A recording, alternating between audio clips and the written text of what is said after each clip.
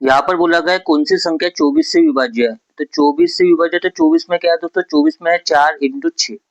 तो अगर हम 4 का रूल देखेंगे, डिविजिबिलिटी रूल देखेंगे अगर 4 का, तो 4 का डिविजिबिलिटी रूल होता है आपका last two digit divisible by 4।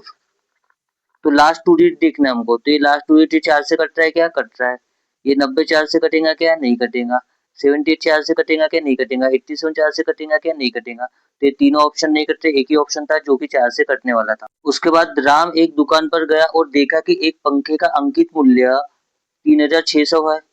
यदि फुटकर विक्रेता ने पंखा 2800 रुपए में खरीदा तो व्यापार छूट बताओ। तो यहाँ पर हमको डिस्काउंट निकालना है। तो हमको पता है यहाँ पर एमपी कितना दिया, एमपी दिया हमारे पास में 3600, और सीपी हमारे पास कितना है, 2800 है।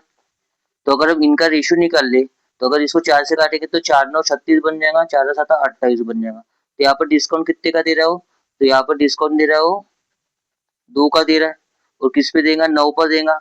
तो 2/9 यानी कितना हो जाता है आपका, 22.22% हो जाएगा।